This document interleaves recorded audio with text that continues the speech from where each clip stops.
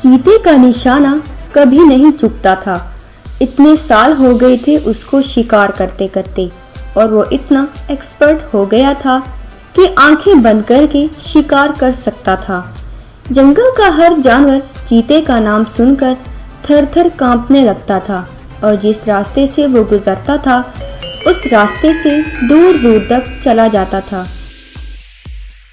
लेकिन हर चीज को ज़वाल आता है कि चीते को भी आना था और बाकी सभी जानवरों की तरह अब उसकी उम्र भी ज़्यादा हो रही थी।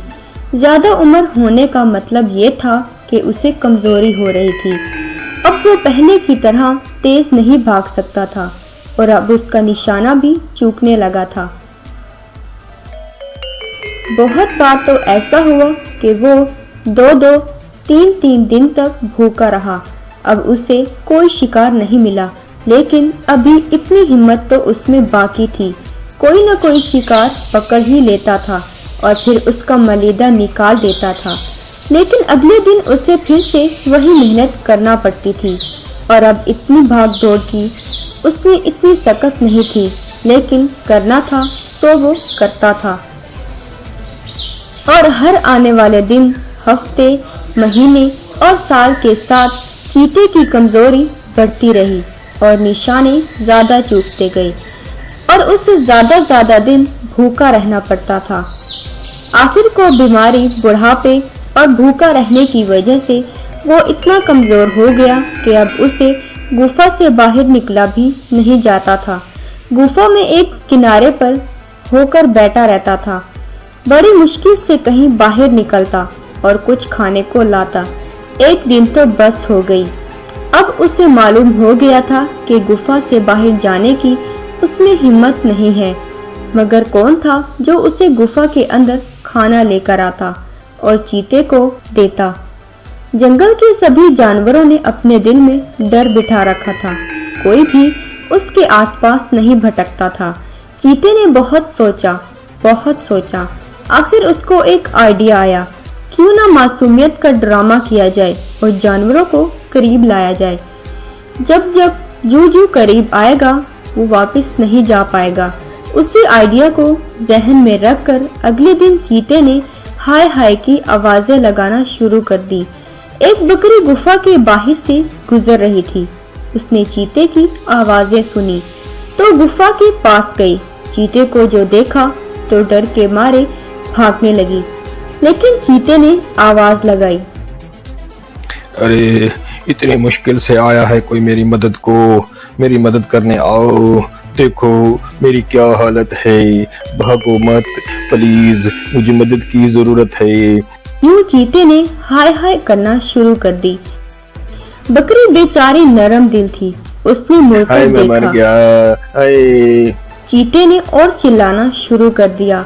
बकरी समझी कि चीता वाकई किसी मुसीबत में है। हाय हाय, हाँ खुद ही आकर देख लो। हाय मेरे कंधे में बल पड़ गया है, कोई आकर जरा इस पर 2-3 छलांगे लगाए तो मैं बिल्कुल ठीक हो जाऊंगा। मुझसे बिल्कुल हिला भी नहीं जा रहा, यकीन मानो। बस 2-3 छलांगे मेरे कंधे पर चढ़कर लगा दो, मैं ठीक हो जाऊंगा।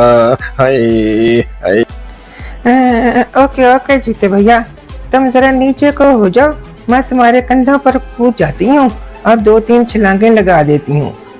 अच्छा मुझे डर लग रहा है, मगर मैंने जाना है।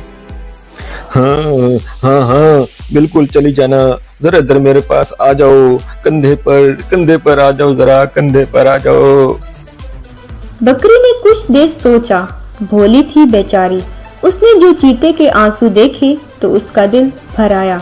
2 छलांगे लगाकर गुफा में चीते के पास पहुंची। अब जो बकरी चीते के करीब हुई और उसके कंधे पर चढ़ने लगी तो इससे पहले चीते ने अपने पंजे और मुंह खोला और बकरी को दबोच लिया। अरे वाह, ये आइडिया तो खूब काम कर गया मेरा। चीता बहुत खुश हुआ। ये तो बहुत आसान काम था कि वो रोजाना इसी तरह रोना ढोना डाल दे। कोई ना कोई जानवर तो बेवकूफ बन जाएगा और जो बेवकूफ बन जाएगा वही उसका खाना भी बन जाएगा। बकरी इतनी मोटी ताजी थी कि अगले 4 रोज के लिए काफी थी।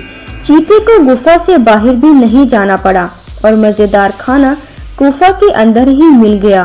5वें रोज चीते को बहुत भूख लगी। बकरी वो सारी की सारी 4 दिनों में हड़प कर चुका था। अब दोबारा से नाटक करने की बारी थी। चीते ने फिर से चीखना चिल्लाना शुरू कर दिया।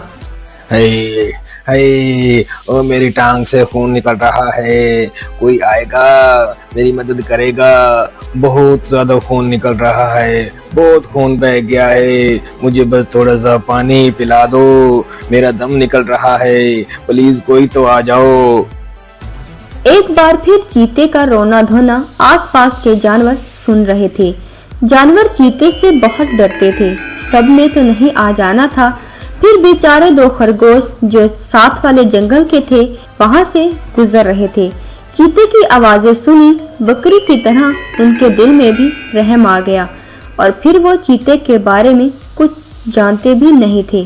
सोचा बेचारा पानी मांग रहा होगा, उसको पानी दे आते हैं और थोड़ी सी मरहम भी। दोनों खरगोशों ने एक बाल्टी में पानी भरा, थोड़ा सा मरहम भी लिया और चीते की गुफा में पहुंचे।